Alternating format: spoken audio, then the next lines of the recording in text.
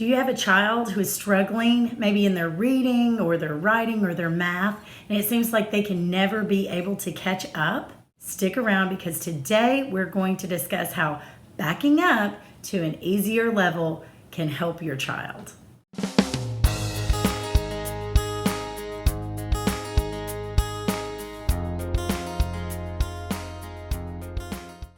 Hi, I'm Rebecca, and welcome to the Parent Teacher Bridge, where you can find the ideas and resources you need to empower you to be your child's most influential teacher.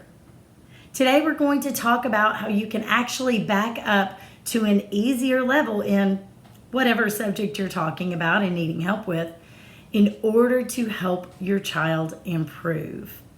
Okay, so let's get to the points. Number one, back up to an easier reading level.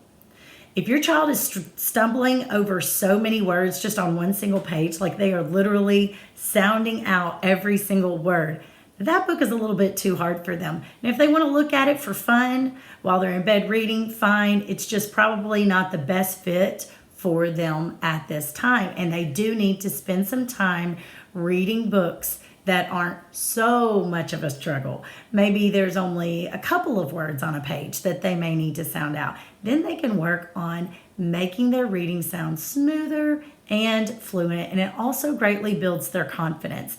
If you do this and you continue in those books for a while, you can always gradually get harder books or longer books. Now, if you've backed up to an easier book and it's the most easy book that you can find, maybe it's a kindergarten level or something, and your child is still struggling reading out every single word, maybe the best thing for you to do right now is just to read aloud to your child every day and make sure you work in some time to just play with some words, 3 or 4 letter words that you are sounding out with letter tiles or magnets, even on a refrigerator. Be sure that you're practicing every day, even the weekend. A lot of people lose out on important time over the weekend, and I'm not saying you have to work 8 hours on a Saturday on it. Usually a lot can be done in just 10 or 15 minutes a day. Number 2, you can back up to basic math facts and number sense. A lot of people don't really enjoy teaching their children math facts, but you can back up in this as well. Instead of giving your child a whole stack of cards, maybe back up to only a few each time. When I was a middle school math teacher, something I ran into so often was the children did not really know their multiplication facts. And just for the simplest of facts, like times 1 or times 2, they were wanting to pull out a calculator to do that.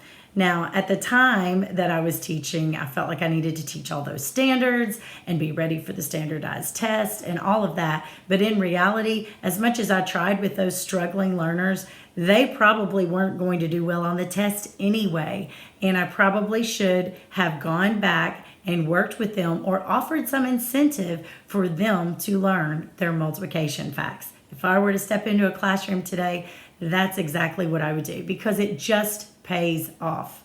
Now, for you parents out there, if you're wanting to help your child with addition and subtraction, the best way is to work on addition only for a while and know it so well that the subtraction facts will come easier. They need to know the relationship between them. So something you can try would be fact families or even number bonds, which are a way to present the fact families in a little graphic organizer. So that's something you can look up as well. Multiplication and division work very similarly to addition and subtraction. They are inverse operations or opposites. So the better your child knows their multiplication facts, the easier division will be. Just make sure they know the relationship. I have a few videos that might be helpful for you if you want to know more about practicing math facts. So be sure to check those out.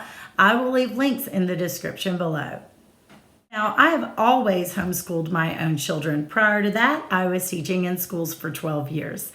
But any homeschool parent that's been doing it for a while will tell you, you don't keep moving forward in your level of curriculum or the level of books that your child is reading if your child is struggling. Homeschoolers often teach to mastery. And what that basically means is instead of the child getting C's and D's and F's, in their studies at school because the teacher must move on and continue to teach the rest of the material to the rest of the class, you actually get to work with your child. Do half a lesson a day. Back up to another level and work with them on that for a while until they get it and the light bulb comes on. You can even switch curriculum if one math curriculum isn't working or one reading curriculum isn't working, and you find something else that is a better fit for your child. So when I was a school teacher, it was often a very frustrating thing for me when students were in my class and they were not on grade level.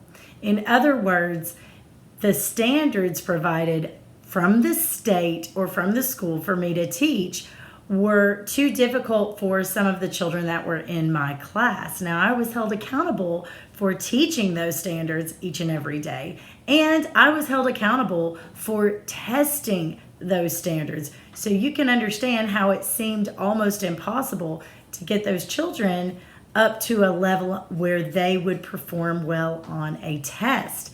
Maybe that's the situation that your child is in right now. Now, over the years as a school teacher, I did have some parents who really had a take charge attitude. Whatever it was that their child was deficient in, they would get it taken care of on their own time. They might work in the evenings with their child.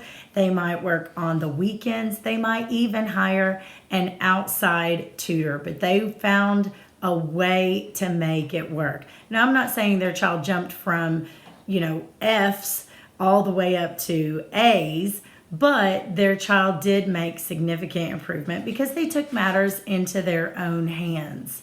And each and every time I saw that happen, I never saw the parent or the child regret it. In fact, I saw both the parent and child proud of just how far the child had come and just how far the child had worked. One quick example might have been math facts. So if a teacher was giving math fact tests and the child did not perform well on them, primarily because they had never learned them or studied them, they would go home and work really, really hard on that. And it just became a priority for them in their family. And they came back able to pass the test. Now, I come from a teaching family, and many times I heard stories about school from my parents. And one of the things that they would talk about would be when a child was behind or deficient in certain skills, they could just meet them where they were. In other words, instead of teaching this set of standards that were above where the child really was, they could back up and find, oh, the child is missing this, this, and this, and teach them those things that were foundational that they were missing in order to truly put the child first and help them. Now, why isn't that happening in schools? One idea is standardized testing. So you have teachers that are concerned about their jobs, teachers that are getting observed, teachers that must turn in lesson plans, and attached to each lesson plan, they must put that grade level standard, like a number that identifies with each standard they must teach. And they are held accountable. They are observed by their principal. They have their test scores looked at. So they feel the need to just teach those standards instead of backing up, thinking their job is on the line. And when you talk about standards, think of the sheer number of standards. If you're wondering what the standards are for teaching in your state, you can go to your state's government website and click on an education tab. From there, you can choose the grade level or the subject level and just see how many standards there are. It's often so many that teachers have a hard time getting all of them fit in before the time of the year that testing takes place. After all, it takes place usually in March or April before the school year is even up. So that doesn't leave much time in a teacher's mind for backing up to where the student needs to be and backing up to teach what the student really needs to learn. Perhaps your child is in this situation. What do you need to do?